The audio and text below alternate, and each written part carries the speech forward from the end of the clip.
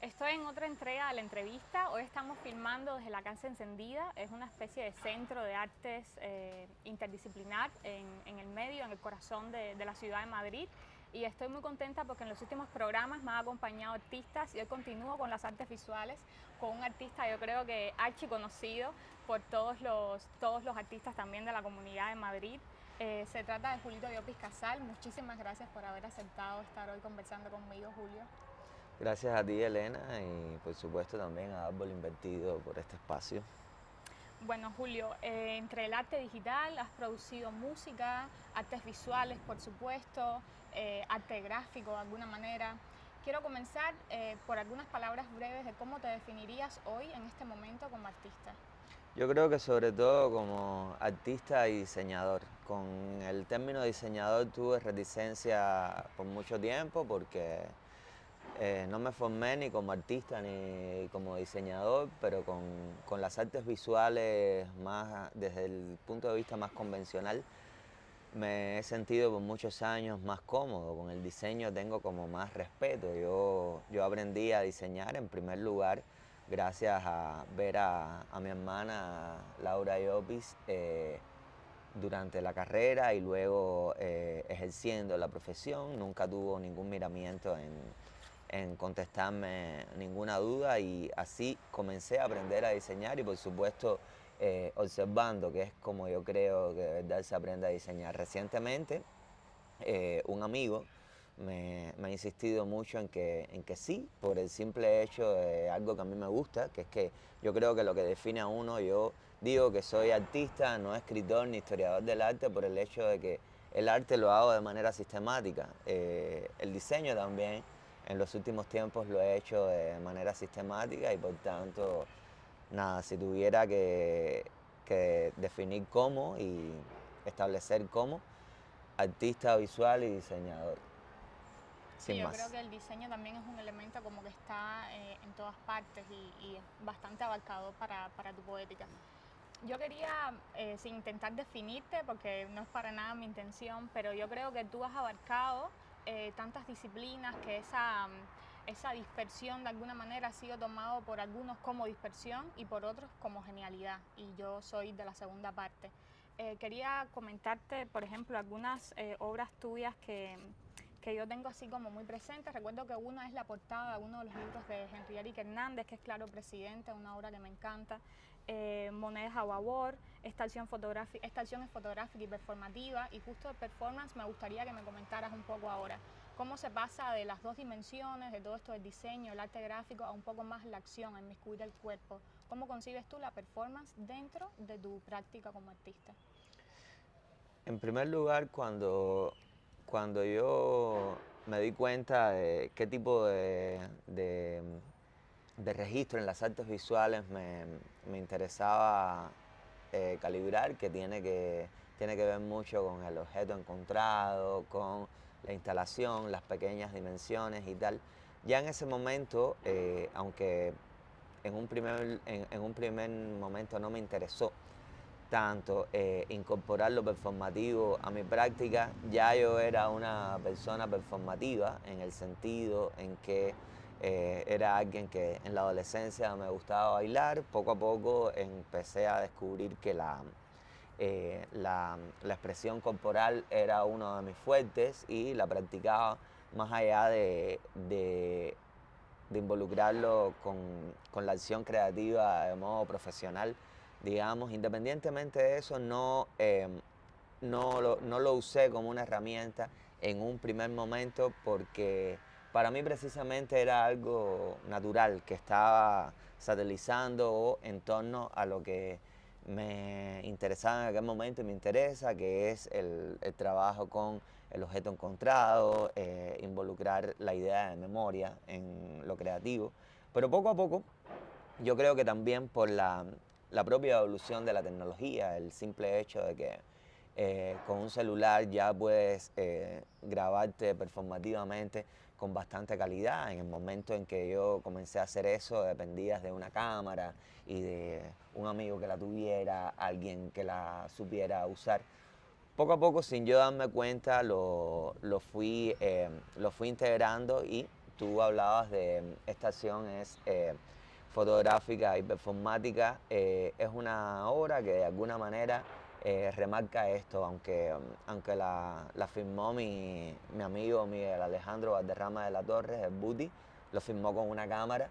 Sí es ya una acción, una obra que tiene conciencia digital, por decirlo de alguna manera. Me interesó grabarlo como un video, pero ya desde el momento en que yo lo estaba concibiendo, estaba pensando en cómo iba a circular en las redes sociales, que es un canal totalmente diferente a lo que es una exposición de artes visuales convencional o a lo que es el cine, sentado en una butaca viendo una pantalla.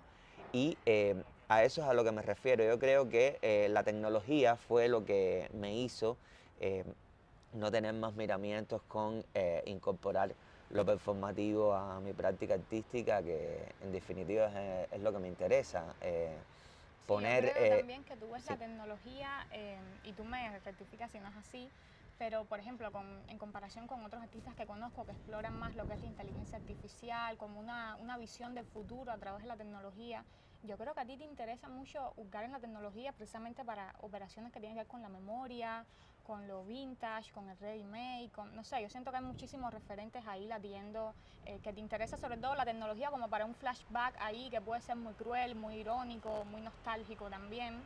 Y justo quería preguntarte por tus referentes. Yo, eh, así como a grosso modo, detecto un Marcel Duchamp ahí muy fuerte, pero tú me comentarás algunos nombres así que se hayan sumado, que siempre te han acompañado en tu vida.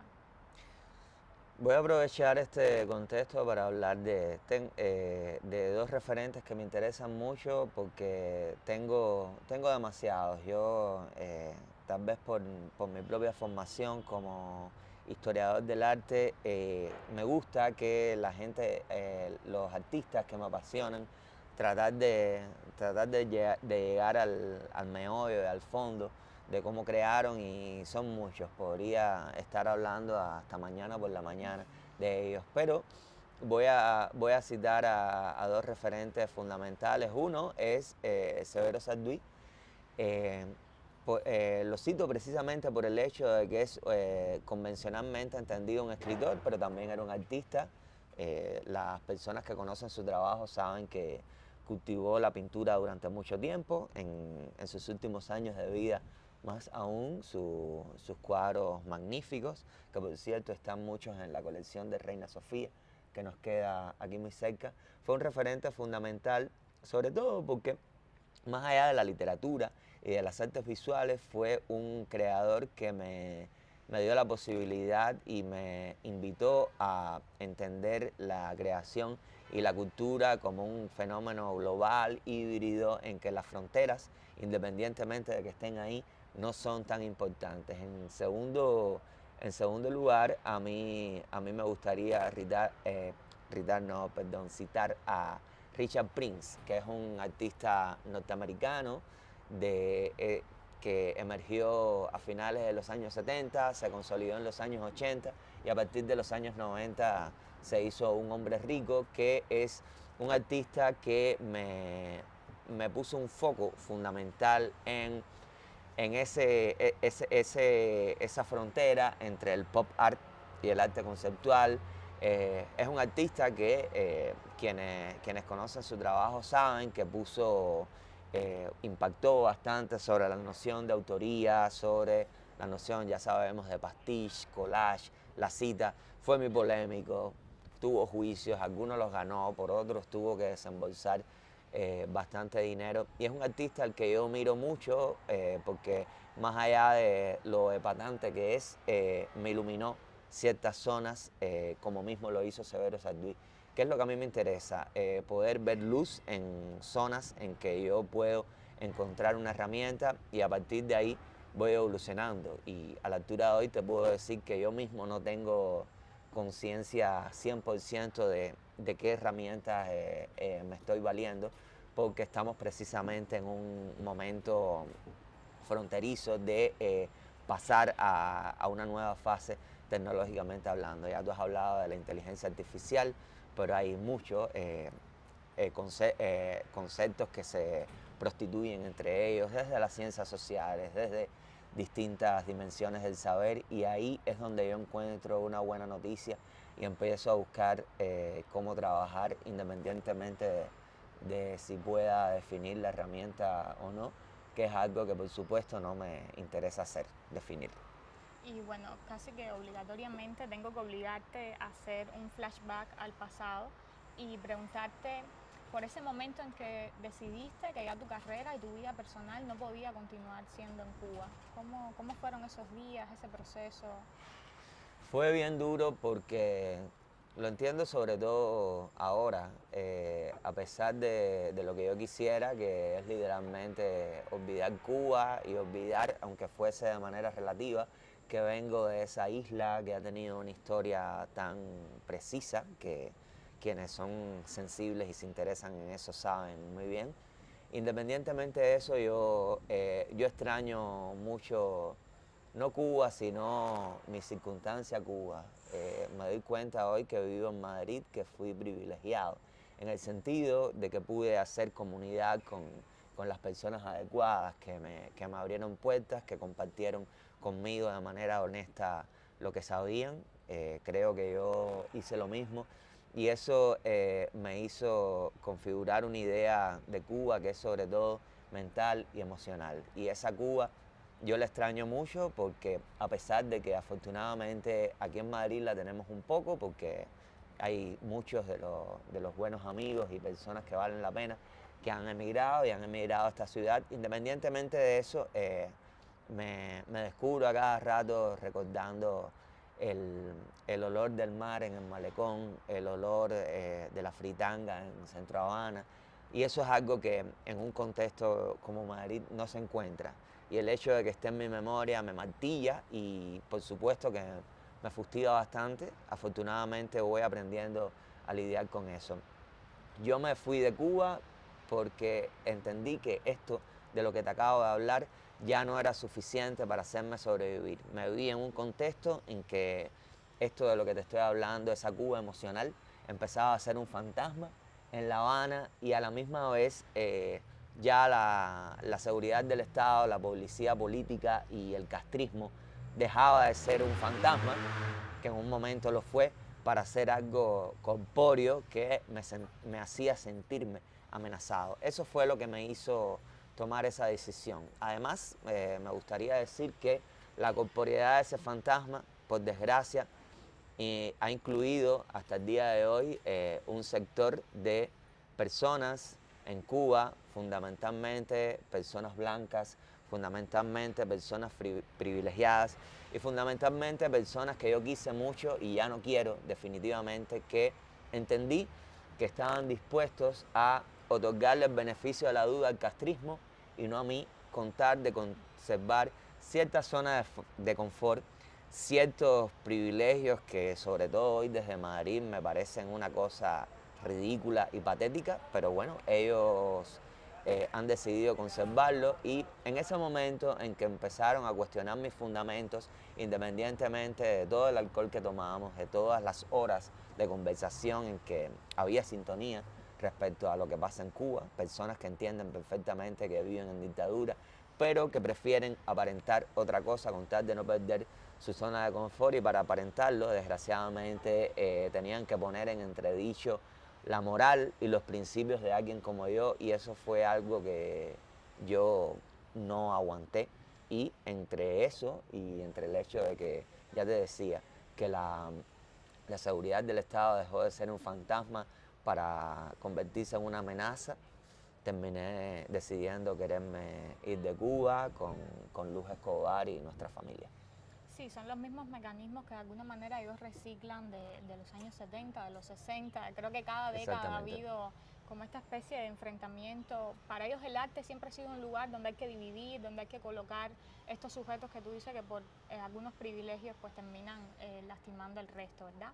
Entonces voy a experimentar algo contigo que no he hecho en ninguna entrevista, pero voy a hacerte una especie de disparo de nombres y me gustaría que me comentaras las primeras ideas que se te ocurren cuando te digo ese nombre. Uf, Y por supuesto que puedes omitir alguno, ¿ok? Entonces, por ejemplo, si comienzo con un nombre como Hamlet La Bastida, Machetín. suficiente, nos quedamos con Machetín.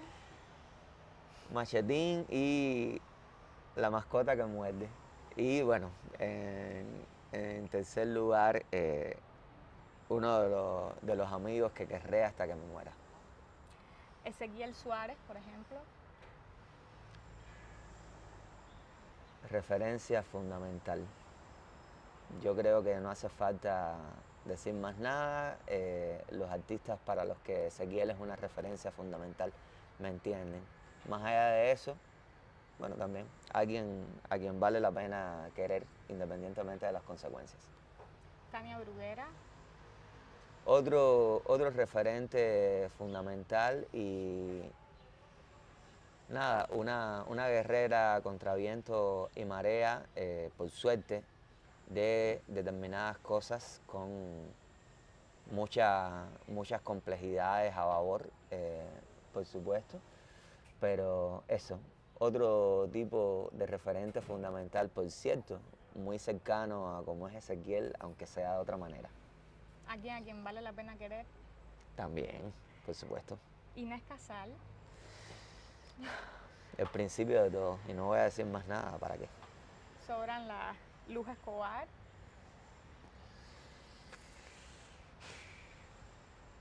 Mira, Yo que tú uso más que una palabra ahí. una onomatopeya. ¡Cuchi!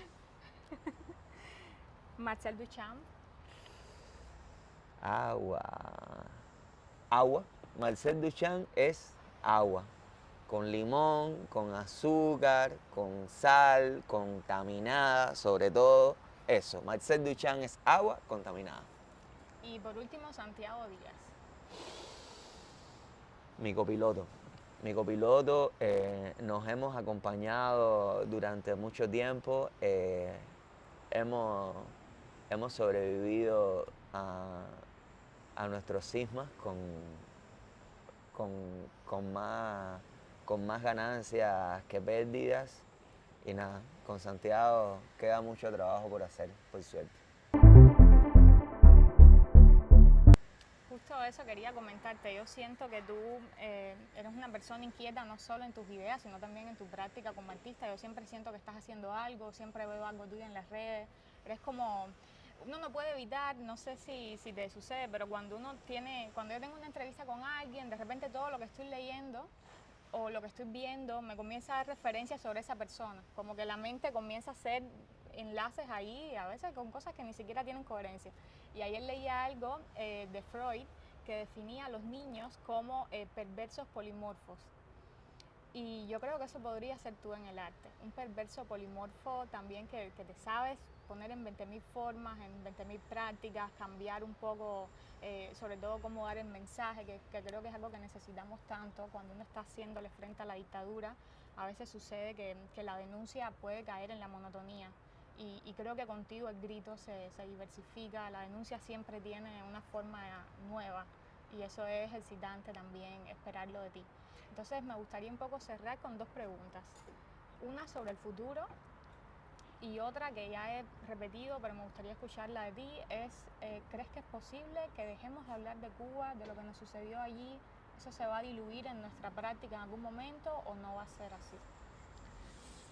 Bueno, primero, el futuro. Para mí, por desgracia, no logro tener demasiadas imágenes positivas sobre el futuro. Creo que más allá de Cuba nos va a tocar vivir una época particularmente beligerante en todos los sentidos, sobre todo porque la gran complejidad de estos tiempos, ya te digo una vez más allá de Cuba, es que la frontera entre la justicia y la venganza se ha diluido y es algo a lo que yo le temo, sobre todo por como yo soy. A mí, por desgracia, el castrismo me convirtió en una persona al extremo beligerante, rabiosa y rencorosa.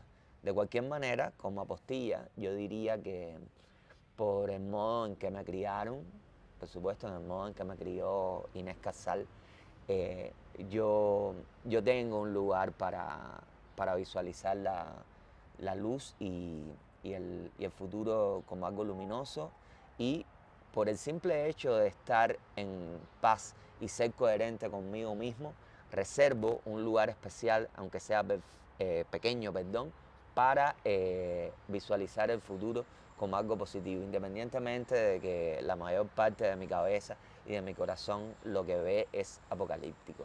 Respecto a dejar de pensar en Cuba o no en el futuro, lo tengo que responder más o menos de la misma manera que te respondí la palabra anterior.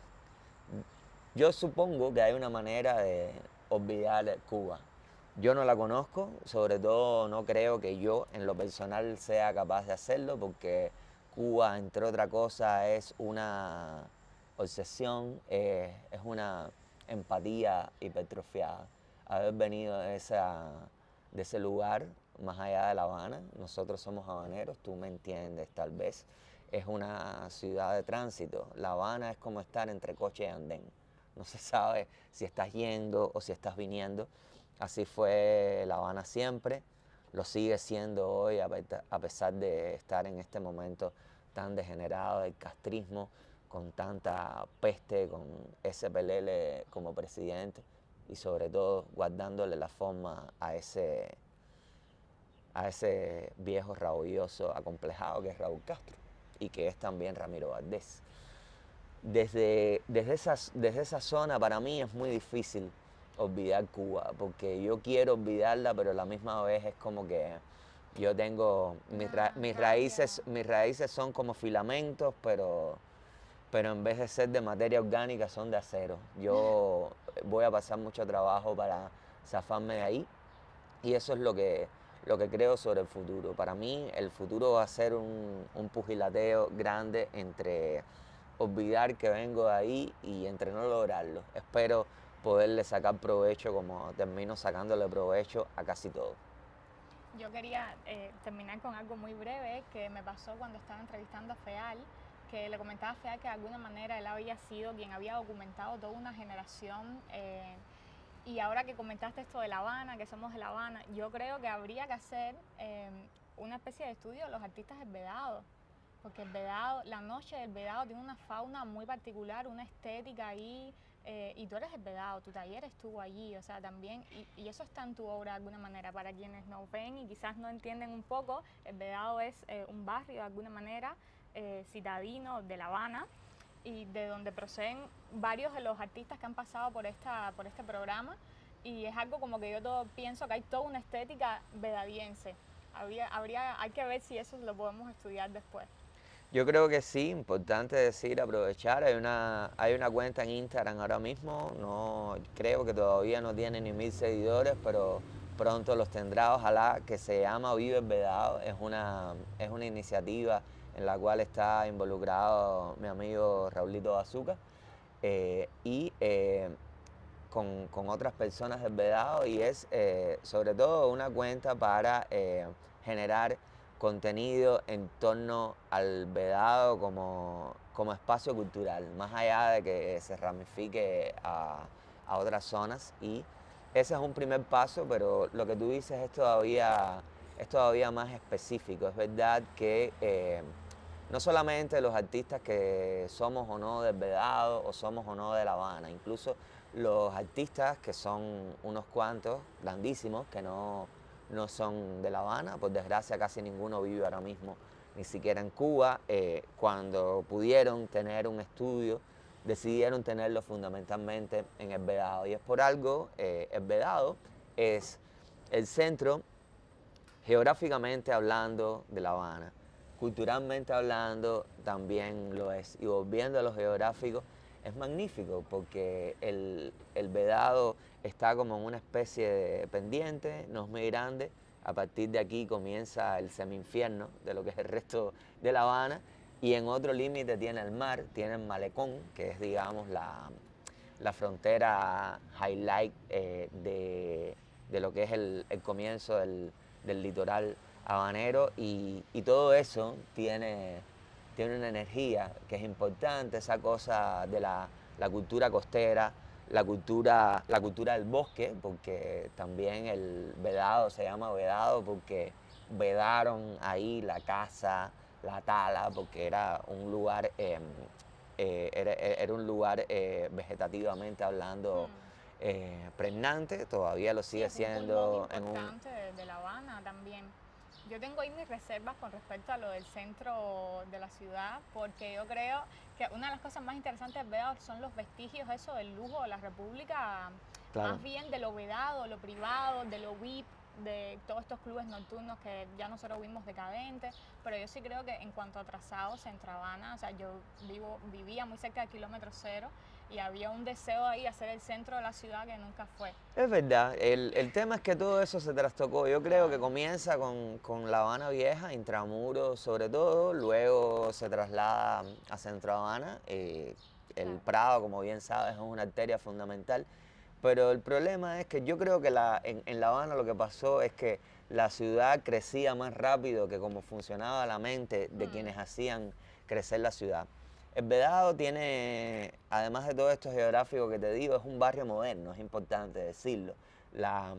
Su urbanización fundamental comenzó en el siglo XIX, pero lo que vale y brilla es sobre todo de finales de los años 40, años 50, movimiento moderno, la arquitectura cubana, eso es uno de los momentos gloriosos de la arquitectura cubana y eso impregna. Hay una cosa con la burguesía, hay una cosa importante decirlo de la relación de la burguesía con el margen, porque yo sé por una suegra que tuve, que ya no vive, que en los años 50 se fue a vivir al Vedado, quienes vivían en la Timba, para ir al malecón, la policía no los dejaba pasar por el Vedado, tenían que, por el Vedado, bueno, tenían que, si no podías bajar ni por 2, ni por 4, ni por 6 desde la Timba, tenías que ir hasta Paseo, incluso a veces no te dejaban bajar por Paseo, tenías que caminar más al norte, al sur, no sé, y había que bordear para llegar al malecón. No había ningún problema con llegar al malecón, pero coño, por la casa los blanquitos pirim pim pim no se podía Claro. pasar. ¿Qué coño, no? Pero bueno, eso también cambió para bien y para mal y lo importante es que ahora mismo el Vedado es un experimento que creo que tiene muchas cosas que decirle a Madrid, a New York, a Berlín y por ahí para allá. Sí, lo irónico es que estamos hablando de barrios de La Habana, de trazados de la ciudad y no estamos en ella, estamos en Madrid, donde yo creo que está la segunda comunidad cubana más grande del mundo y donde está, para suerte de nosotros también, Julio Llopis Casal y todo lo que tiene que ver con su trabajo y su arte. Muchísimas gracias por haber conversado aquí conmigo, que siempre te tengo por ahí, te capturo en los lugares, qué bueno haberte capturado aquí hoy. Gracias. Qué bueno, de nuevo, gracias a ti, Elena, y bueno, gracias a Árbol Invertido y espero que esto no sea un desastre y que haya tenido algo de coherencia. Gracias.